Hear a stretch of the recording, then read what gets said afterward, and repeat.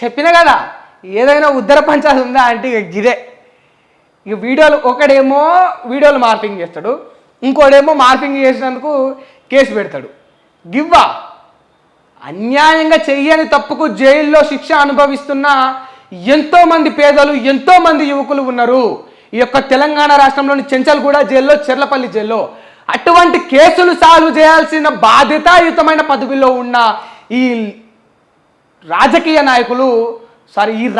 నాయకులు నేడు ఒకరి మీద ఒకరు వీడియో మార్ఫింగ్ల పేరుతోటి కేసులు పెట్టుకుంటా ఉన్నారు. దయచేసి నేను ఏమైనా భావోద్వేగానికి గురై ఏమైనా మాటలు అంటే దయచేసి నన్ను క్షమించండి. కానీ నేను నిజంగా చెప్తా ఉన్నా, రాష్ట్రంలో ఎటువంటి సమస్యలు లేనట్టు వీళ్ళు ఏ విధంగా వ్యవహరిస్తున్నారో చూడండి ప్రజలారా. గిట్లనా గివ్వా వీడియోలు మార్పింగ్ ఒకటి చేస్తాడట, ఆడు మార్పింగ్ చేసిన ఒకటి కేసు పెడతాడట. అమ్మో మా వాళ్ళని ఢిల్లీ పోలీసులు పట్టుకోగల అని చెప్పేసి ముందుగాల తీసుకుపోయి ఈయన రాష్ట్ర పోలీసుల దగ్గర పెడతాడట. ఇక వాళ్ళు సపోర్ట్ చేయరట, సరి చేయరట, ఏ ముచ్చట బయటకి ఇప్పారట. పుసపుస ఏదన్నా ముచ్చట బయటకు వస్తే ఇక ఢిల్లీ వాళ్ళు అంటకపోతారు. ఇక కవితను జైలు వేసినట్టు ఈ కాంగ్రెస్ వాళ్ళని కూడా జైలు వేస్తారని చెప్పేసి బీజేపీ వాళ్ళకు కాంగ్రెస్ వాళ్ళు భయపడుతున్నారన్న ప్రచారాలు కూడా జరుగుతూ ఉన్నాయట. ఇది రాష్ట్రంలో ఉన్న సమస్య ఏంటంటే అమిత్ షా మాట్లాడిన మాటలు, ఆ మాటలను మార్పింగ్ చేసిన వీడియోలు.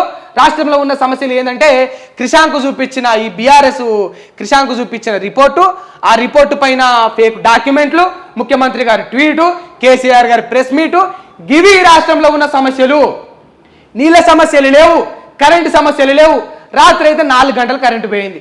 మా ఉప్పల్ దగ్గర 4 గంటలు కరెంటు పోయింది. నిద్ర లేదు, పాడు లేదు, దోమలల్లా. గింత గివి పట్టవు ఎవరికి కూడా. ఈ కష్టాలు పట్టవు, ఈ బాధలు పట్టవు. నిద్ర ఉన్నా లేకున్నా పొద్దుగాల లేచొచ్చి ఇలా మేము మార్నింగ్ న్యూస్ చదువుతా ఉన్నాం. ఎందుకంటే ఇక వీళ్ళు చేసే లంగ దొంగ పనులను, వీళ్ళు చేసే ఉద్దర ముచ్చట్లను మీకు చూపెట్టాలన్న ప్రయత్నం. దయచేసి ప్రజలందరూ కూడా గమనించాలి. ఇక గిట్లా చేస్తూ ఉన్నారు రాష్ట్రంలో సమస్యలు లేనట్టు. ఒకడి మీద ఒకటి కేసులు పెట్టుకొని ఒకడి మీద ఒకటి జైళ్ళలో పంపించుకుంటా, అధికారంలో ఉన్నప్పుడు ప్రతిపక్షం మీద పగడు పట్టుకుంటా, ఏ వీడే అధికారంలో ఉన్నప్పుడు వానిపైన, వాడి అధికారంలోకి వచ్చినాక వీనిపైన వీళ్ళు కొట్టుకుంటారు, జైల్లో పెట్టుకుంటారు. బయటకు వచ్చినాక మళ్ళా అలాయ్ బలాయ్ ఆయ్ తమ్ముడు, అన్న చోటే బాయ్, బడాబాయ్, తమ్ముడు, మామ, నమస్తే, బావ, బొమ్మర్దని వీళ్ళు మంచిగానే ఉంటారు. ఇక వీళ్ళ ఎంబడి తిరిగిన కార్యకర్తలు, ఆ జెండాలు మోసిన యువకులు ఆగం కావాలా? ప్రజలందరూ కూడా దీన్ని గమనించాలి. నేడు దోస్తు నోటిఫికేషన్ డిగ్రీ మొదటి సంవత్సరం ప్రవేశాలకు ఏర్పాట్లు జరిగినాయి. ఇవాళ నుంచే దోస్తు నోటిఫికేషన్ అట. ఇక అప్లికేషన్లు చేసుకోండి, కాలేజీల్లో చదువుకోండి, మంచిగా మీ విద్యాభ్యాసాన్ని కంప్లీట్ చేసుకోండి. ఇక ప్రభుత్వం ఉద్యోగాలు ఇచ్చినా ఇవ్వకున్నా కూడా రాజకీయంగా కూడా ఎజెండా ఎత్తుకోండి. చాలామందికి నేను విజ్ఞప్తి చేస్తా ఉన్నాం. మన కేఆర్టీవీ తరఫున మేము ప్రతిరోజు చెప్తా ఉన్నాం, యువత రాజకీయంలోకి రావాలా. ఎందుకంటే ప్రతి సమస్య, ప్రతి కష్టం మనకు తెలుసు. ఇక వీళ్ళు చూడు ఎంత ఉద్దర పంచాయతీలో ఒక్కడొక్కడు కోట్లకు ఎదిగినరు. 1-2 కోట్లు కూడా కాదు, కొన్ని వేల కోట్లు, 100లు కూడా కాదు, వేల పైనే.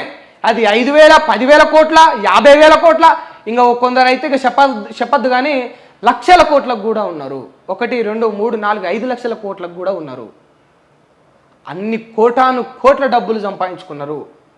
మరి అయినా మన బ్రతుకులు ఇంకా ఏడ ఉన్నాయంటే ఈ ఏడ ఉన్నాయో మీకు తెలుసు. కానీ ఇక అటువంటి పరిస్థితి పోవాలంటే మనం సరైన నాయకుడిని ఎన్నుకోవాలి.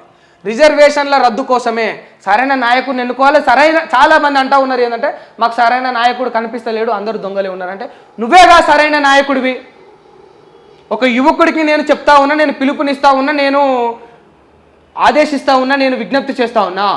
సరైన నాయకుడు నీ నియోజకవర్గంలో లేకుంటే, నిన్ను పాలించే ఎమ్మెల్యే కానీ సరిగ్గా లేకుంటే, ఎంపీ సరిగ్గా లేకుంటే నువ్వే సరైన నాయకుడివిగా, నువ్వే రాజకీయంగా ముందుకురా. నువ్వు పార్టీని ఎంచుకుంటావా, ఇండిపెండెంట్గా వస్తావా, ఒక్కడివే వస్తావా, గుంపుగా వస్తావా, లేకపోతే నీ తోటి విద్యార్థులను, యువకులను ఏకం చేసుకొని వస్తావా? రా. నువ్వు ఇవాళ కాకపోతే రేపు, రేపు కాకపోతే ఎల్లుండి, ఎల్లుండి కాకపోతే ఆవులెల్లుండి చూసుకుందాం. మనదైన నాడు ఒక రోజు వస్తుంది. ఆ రోజు వచ్చినాడు సరైన నాయకుడిగా నువ్వు నిలబడు.